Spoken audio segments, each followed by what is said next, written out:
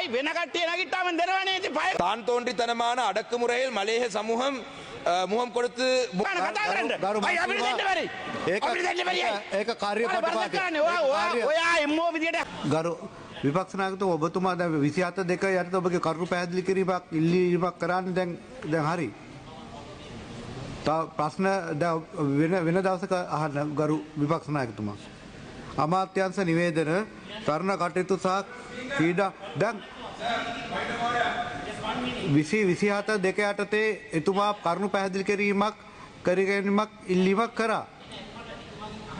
ඒ දෙක තමයි දැන් ඒක බෑ. දැන් එකක් ඇහුවානේ දැන් ඔබතුමාට බොහොම ගරුත්වයෙන් මම ඒ අද කරුණු පැහැදිලි කරගෙන දුන්නා.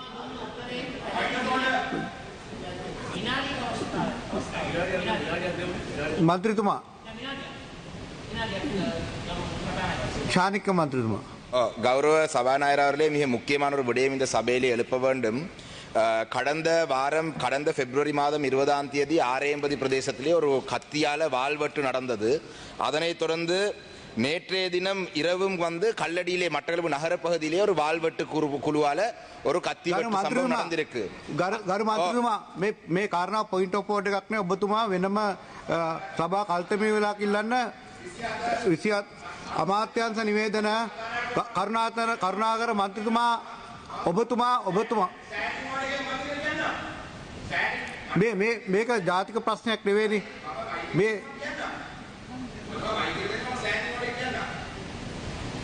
කියවන්න 92 B ඔබතුමා කියවන්න මට විනාඩියක කාලයක් මේ යන ගැටලුවක් ගැන අහන්න පුළුවන් ඔබතුමා කියවන්න. அந்த வகையிலே அமைச்சர் அவர்களே ஜனாதிபதி அவர்களும் அண்மையிலே சொன்னார் மட்டக்களப்பு மாவட்டத்துக்குள்ளே சில குழப்பங்கள் நடக்கலாம் இந்த பாதாள உலக குழுக்களினால். இப்ப தற்பொழுது நேற்றைய தினம் இரவு நேரத்திலே கல்லடி மட்டக்களப்பு நகரத்திலே ஒரு குற்றம் நடந்திருக்கு. அதே போலதான் ஒரு வாரத்துக்கு முதல் ஆரம்பத்திலே நடந்திருக்கு. ඔබතුමාට අවස්ථාව ලබා දෙන්න විදියක් නැහැ. අමාත්‍යංශ නිවේදන තරණ කටයුතු සහ ක්‍රීඩා අමාත්‍ය ගරු සුසිල් කුමාර ගමගේ මහතා. ගරු කතානායකතුමනි ගරු පාර්ලිමේන්තු මන්ත්‍රී අඩේකරනාදන් මහතා ඉදිරිපත් කරපු ප්‍රශ්නයට මම පිළිතුරු දෙනවා. ප්‍රශ්නාංක 1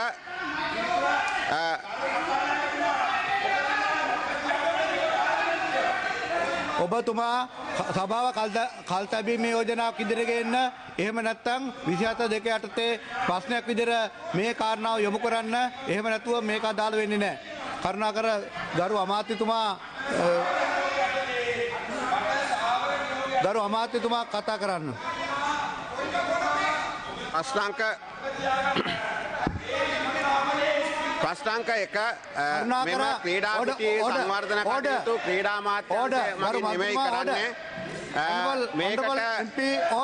මේකට මුදල් සපයලා තියෙන්නේ නාගරික සංවර්ධන අධිකාරිය. සභාවේ කටයුතු වල බාධා කරන්න යනවා නම් ඔබ ඔබතුමාලා එළියට දාන්න සිද්ධ වෙනවා. ප්‍රශ්නාංක 2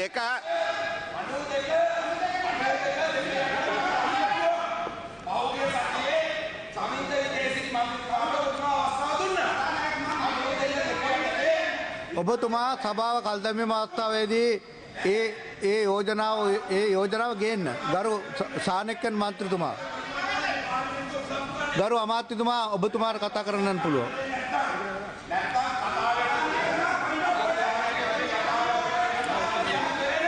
ගරු අච්චුනා මන්ත්‍රීතුමා කතානායකතුමනි ගරු කතානායකතුමා කරුණාකරලා බලන්න අණු දෙකකින් තියෙනවා එම්පි කෙනෙකුට වදගත් ප්‍රශ්න එකක් කතා කරන්න පුළුවන්. අනිත් එක මම පක්ෂ නායකයෙක්. එතකොට ඔබතුමාට වාකීමක් තියෙනවා අපි කියන එක අහන්න. අපේ පැතිවල මිනිස්සු කෑලි කපනවා මේ අඩුවක් ගන්නලා. ඒවා අපිට මෙහින් කියන්නේ නැතුව හොයා ගිහලා කියන්නද? කරුණාකරලා අපි කියන එක අහන්න.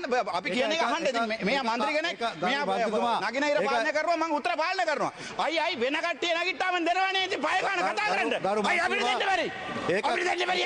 ඒක කාර්යපටිපාටි. ඔයා එම්මෝ විදියට හැසිරෙන්න එපා කතානායකතුමා. ඔයා වරදක් කරනවා. අයි අපි නැගිට්ටාම මයික් එක දෙන්න බැරි අයි.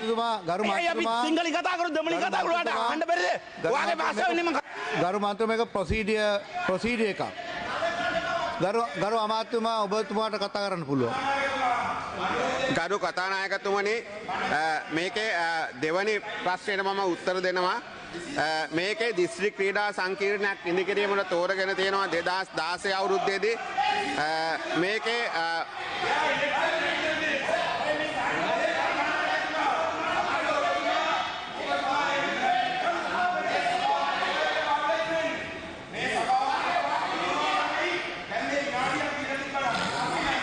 ගරු අත්තුර මන්ත්‍රතුමා ඔබතුමාට මේ කාරණාව සම්බන්ධව විශේෂ යෝජනා සභාව කල්තබීම යෝජනාවක් විදිහට ගේන්න පුළුවන්. ගරු අමාත්‍යතුමා කරුණාකර ඕඩර් ප්ලීස්. කරුණාකර අසුන් ගන්න. කරුණාකර අසුන් ගන්න. කරුණාකර අසුන් ගන්න. කරුණාකර අසුන් ගන්න. කරුණාකර අසුන් ගන්න. කරුණාකර අසුන් ගන්න.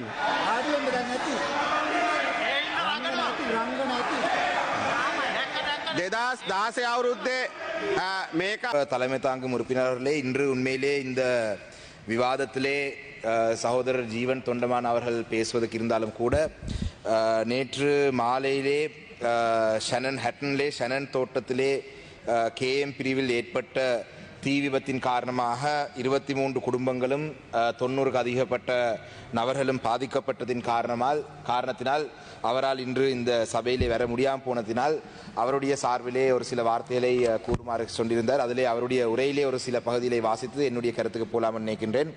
கௌரவ சபாநாயகர் அவர்களே, பெருந்தோட்ட மலைய மக்கள் கடந்த 200 வருடங்களுக்கு மேலாக இந்த நாட்டுக்கும் தமது உழைப்பின் மூலமாக வழங்கி வருகின்றனர்.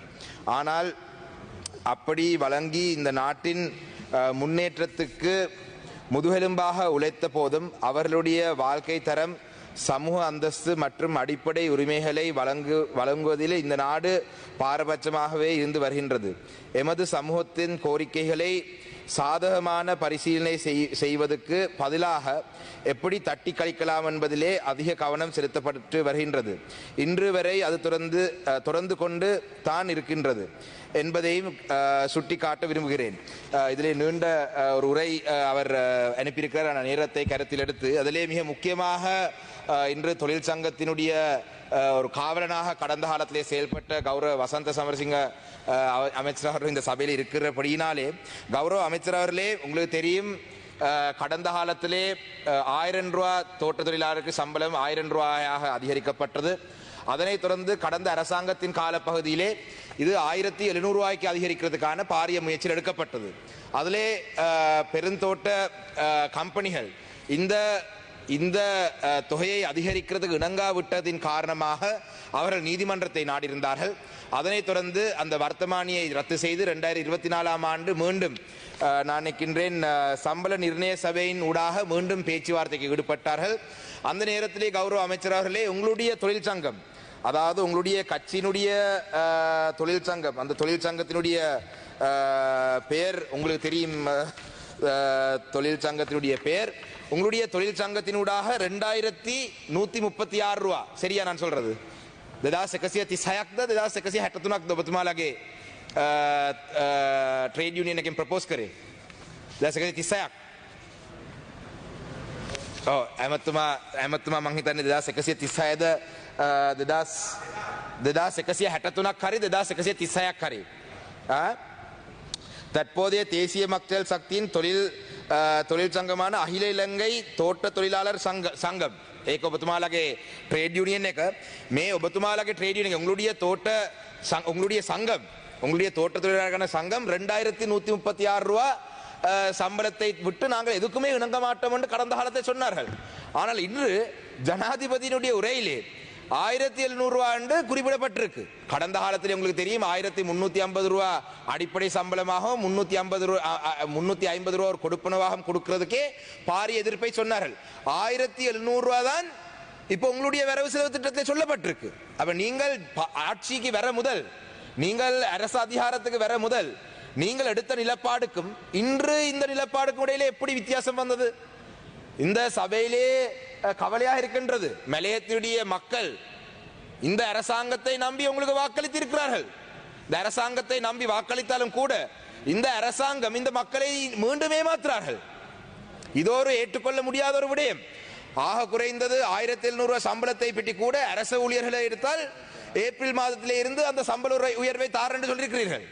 ஆனால் தோட்ட தொழிலாளருடைய விடயத்திலே ஏன் அந்த விளக்கத்தை கொடுக்கவில்லை?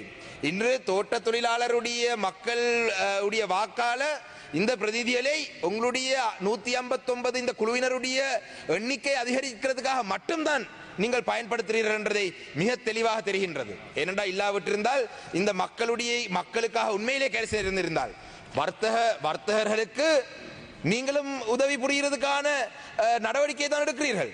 மிக கவலையான ஒரு விடயமாகவே நான் இதை பார்க்கின்றேன். என்றால் இந்த மக்கள் உங்களுக்கு தெரியும், இந்த நாட்டிலே பொருளாதாரத்தை கட்டியெழுப்புவதற்கும் அந்நிய செலவாணியை கொண்டு வருவதற்கும் கடுமையாக பாடுபடும் ஒரு இனம்தான் இந்த எங்களுடைய மலைய மக்கள். அப்ப இந்த மக்களுடைய இந்த அடிப்படை தேவைக்கு நீங்களும் துணை நிற்காதது மிகவும் கவலை தரும் விடயம். அந்த வகையிலே எதிர்வரும் உள்ளூராட்சி மன்ற தேர்தல் வரும் பொழுது இந்த மக்கள் உங்களுக்கு வாக்களித்து இந்த சபைக்கு அனுப்பிய உங்களுடைய இந்த மக்களே உங்களை விரட்டி அடிப்பார்கள் மலையத்திலே. நீங்க மலையத்தை நீங்கள் இழந்து விட போறீர்கள்.